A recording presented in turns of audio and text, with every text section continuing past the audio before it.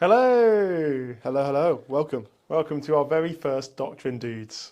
This has been long awaited. We're very excited. So long awaited. About a month. Yeah. You guys know how we work by now because Yeah. we have these very ADHD adjacent ideas. And this is the first one that's actually happened. So This is true. We're doing really well. And it's the first time doing it, so it's probably going to be a little bit rough and ready. Chaotic. But it's going to be fun. For obviously, if those of you who know us, in Catchify Hillingdon, which is where we're assuming the only people crazy enough to listen to this podcast or watch this podcast are coming from, then obviously I'm Dan. I'm Benjamin. And we are the Doctrine Dudes. No, so how long have we known each other? I think that's a good place to start. A year and a half now. Year and a half, yeah. So we planted Catchify Hillingdon, me and Ashley, in September 2024. Yeah. And Benjamin turned up a week into it. Yeah. 2 weeks into it. Yeah, 2 or 3. Because Benjamin is also a theology and worship student That's right. at London School of Theology. Which is where we are. Which is where we are, because I am also the chaplain there. And so this is my office, this is the story as to why this has ended up happening, because I spent time doing these panels in my office to make it more appropriately soundproofed for pastoral meetings. And Benjamin walked in and went, "Why have you made a podcast studio?" And marketing agreed because they want to film all their content in here. Yeah, they actually sent me an email this week trying to book a slot to come and do some filming in here. So this will happen. But yeah, this is our studio. Yeah, so it prompted the idea, probably more your head than mine. Yeah, I think so. It was a nice creative outlet, and we've been thinking, what do people in the church want from us in the week? How can we engage with not only the church but with God when it's not a Sunday morning? Obviously, we have morning devotionals every morning, but this can be something that you can listen to in your car, while you're cooking, while you're cleaning, while you're doing whatever it is. It's something that you can just have on in your headphones or put on your TV. And just get some more insight into theology and doctrine, which we'll get onto really soon. And that's something that's actually important. I think that both of us have 2 things that we feel like we bring to the table for this podcast. One is that we both like to think we're normal. Yeah. You can be the judge of that. But also, we both love God and love studying about God. But we want to marry those 2 things together, right? Yeah, we both kind of have a lot of questions and sometimes answers. And just... I'm going to make me sing. Yeah. I'm not going to do it. Enjoying dialogue and realising that maybe we're not the people who need to have all the answers all the time, but we want to show you guys and ourselves that it's okay to teach yourself on the job and make up your own views and realise the importance of being rooted in Scripture and being sound biblically. And having fun whilst doing it. Exactly. Which is why the name is probably quite important. And I don't think we realised this when we decided on the name, because it took us a 10-hour drive to and from Scotland to come up with the name. But ultimately, I think Doctrine Dudes it's about looking at serious things, but in a way that's accessible, normal, easy, and enjoyable. And that's what people like about our church. Yeah. I think when I hear from visitors, it's I like, hope so. This is normal, but this is what like church in the Bible is meant to be. Yeah. Yeah, cool. So why on earth are we doing this? Because of Benjamin. So you can blame him entirely. But also, everyone who I've talked to about this affirmed our belief that this was not a crazy idea. Yeah, true. And the more we've been slacking on it, the more people have been asking. So actually, maybe this is not just outside our heads. Yeah, and also ultimately, I think this is just as much about our learning journey as anything else. And so one of the things that our style with this is we're not going to come with our best theological position, but actually we're going to learn as we go. And so really the purpose of this is in essence, iron sharpens iron. Yeah. And as we sharpen each other's iron, hopefully it sharpens the listener's iron as well, because ultimately we will be learning as we go. And hopefully you won't get any sort of sense of this being about me or Benjamin, but being about our passion for God and our desire for everybody to access that. Yeah. And so within that, we want to know what you guys want to know about, don't we? Definitely. And but we thought we'd start with one thing ultimately, and so I'm going to start with asking you a question, Benjamin, which is, as a student of theology, what is theology? That's a really good question. So I got asked this for an LSD Instagram post a few months ago, and I don't think my answer was very good. I said... Did they keep the post up? It didn't get included. Because my answer was, I don't know, I'm just a worship student. Nice. But I've since looked into it a bit more, and I realised that it came from two Greek words. The first one being theo, and the second one being logia. So theo means God, in its simplest form, and logia means similar to logic, so studying or talking about or expressing a view. So put them together, theologia, that becomes a word which translates to theology. So effectively, the study of God is where I've landed with it. Cool. Of course, it's not limited to study, because I have a theology of worship, I have a theology of worship leadership. We could have a theology of anything, because effectively it just means, what does God say about this? What does God think about this? And what does Scripture say about this? Cool, amazing. And then, obviously, we've landed on calling ourselves the Doctrine Dudes. Mm-hmm. Now, the really obvious bit is that we're dudes. Hopefully. We'll see. But the doctrine bit, like, why doctrine? What is doctrine? Is it separate to theology? Is it a subset of theology? Is it bigger than theology? Why doctrine? So this is a bit of a harder answer than theology, because there's not as set of a definition. But what I've landed on is something along the lines of theology that is a bit more universally agreed on, to do with things that come up a bit more regularly. So baptism, you get doctrine of the Trinity, Mary, the kind of those things that you hear a lot about if you're part of a certain church or so they're kind of organisation. the pillars that uphold Yeah. the belief structures of Yeah. who we are. So, broad sense, Christianity doctrine, the Nicene Creed. Yes, that's the best Right. example, and that's one that a lot of people subscribe to. What is the Nicene Creed, I hear our listeners asking?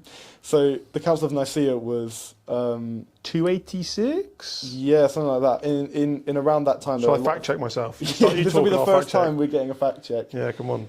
I have an idea actually. We need a heresy button that makes a massive Oh, noise that'd be great. when we research someone that's got a you terrible know what we idea. should do as well? Is we should be really, really nice to Naomi, who is Benjamin's girlfriend, everybody. And she could sit off camera, because she probably hate being on camera, and she could be our fact checker. Yeah, that's a good idea. Fact checker Naomi, keeping us in Yeah. line. Doctrine dudes and fact checker female. Great. So we weren't far off, depending on how far you think far is. So, second guess, when was the Nicene Creed? 240. Well, no, direction. Oh, try the same amount of time. Opposite direction. It was 325 AD. Oh, okay. Which, interestingly, I learned a fun fact about the Council of Nicaea recently. There's a legend about the Council of Nicaea. So you've got all these bishops and key voices of the early church coming together to establish a standardized doctrine for us as Christianity to believe. Think of nowadays if all the pastors around the world came to one place to decide what we believe. Yeah, a bit like GAFCON. That happened fairly recently. But we won't go there because... Anyway, so they came together, and one of the bishops present was a certain Saint Nicholas, who A violent man. was a violent man, because allegedly he was so distressed by one of the points that somebody else made that he stood up, walked across the room and punched him in the face. And so the origin story of Saint Nick is potentially more the villain than the saint. Yeah, I've heard that. Unless he was upstanding for good theology, and then we just have a basis. Exactly, because I've had many conversations with people about theology where I've wanted to do the same thing. It's true. It is true. And We can empathise. why? I think Why have such an emotional response to theology? it's natural. I think because this is the most important thing in all our lives. Now, I'm not condoning violence in relation to a disagreement, but I think we have such a visceral reaction to it because of how tightly and how firmly we believe these things, but also how important God is to us in our daily life. That as humans we can kind of get overtaken by that slightly and take it to a place it might not need to go. Which I think potentially just to a value we're going to have in this podcast, which is that I think also when somebody presents opinion as fact, I think that winds me up probably more than most things in life. And I think, yes, there are certain facts to our Christian faith. Like doctrine, right? Like doctrine, which would be like the Nicene Creed, for example, which if you're not sure what that is, if you want a really easy way to understand the Nicene Creed, Hillsong did a great song based on it. Yeah, we can put up. But we'll also put the up the Nicene Creed on the Creed. screen right now. It'll be right here. Yeah, or just Google Nicene Creed. It's Nicene, and it'll give you the fundamental basis of faith for our Christian doctrine. But so there's certain things that are non-negotiable, like Jesus is the Son of God, born of a virgin, incarnate, God in man on earth. Yep. Non-negotiable. But should women wear head coverings in church? Isn't covered in the Nicene Creed. Isn't covered in the Nicene Creed, and so that would be a theology, because some churches believe, based on Paul's writing, that that is a relevant text for today. Now, for what it's worth, in Catchfire Hillingen, we don't believe that that's a relevant text, and we're all pretty much uninterested in anything that makes women subservient to men. But you know, that would be a great example. And so for me, I think one of the things that winds me up is when people in the name of theology will die on the hill of their opinion and say, no, this is truth. I think our theologies are ever changing as well. I don't think any of my theological beliefs have stayed the same my whole life. That's what doctrine is for. Yeah. And we can hold tightly to doctrine, and we can hold tightly to our theologies as well, but that's the beautiful thing about it, is that it can change, and it can be shifted by experience or conversation or a new understanding of Scripture. And I think it's important, again, that it is rooted scripturally. We can't just make up stuff and say, this is my theology of this thing. That's not good. No, exactly. But also, interestingly, and slightly shocking when I first realised this, is that not all theological positions are biblically based, but they might be tradition based. And we can definitely do an episode on tradition and and the difference between tradition and traditionalism and the Wesleyan tradition. quadrilateral. I don't know if you've heard of that.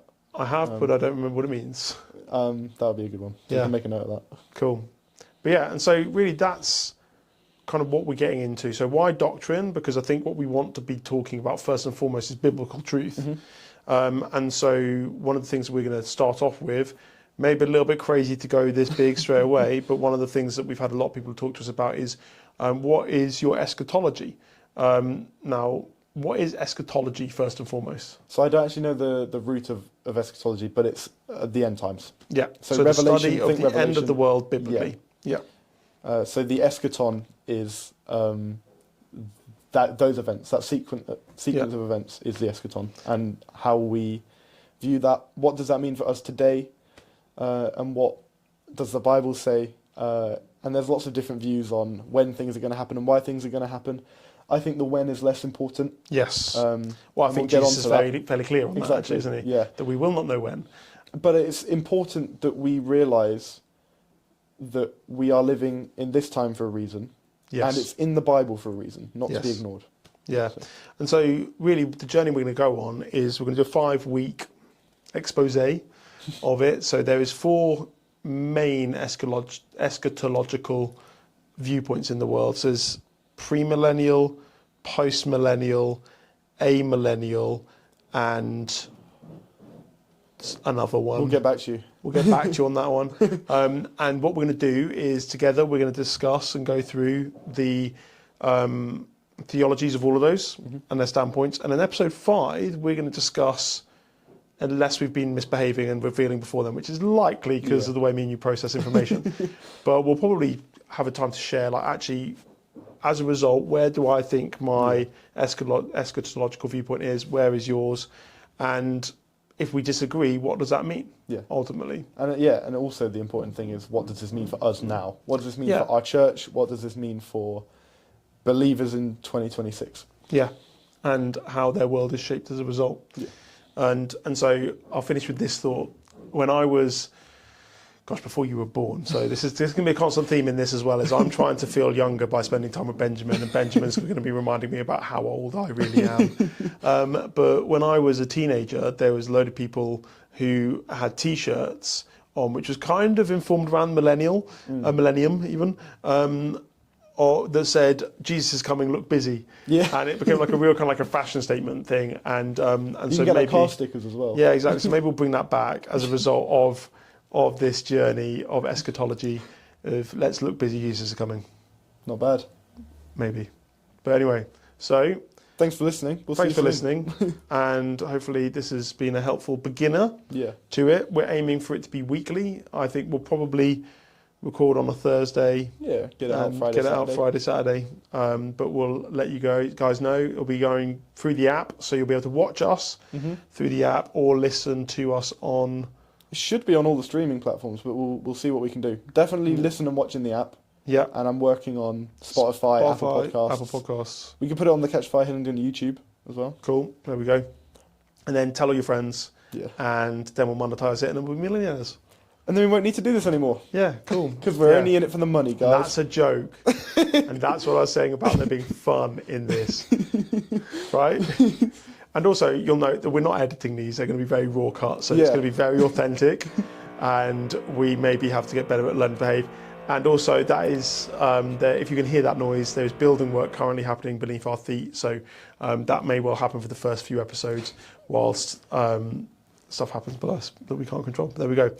Well, peace out. Thanks for joining. Bye. We've been the Doctrine Dudes.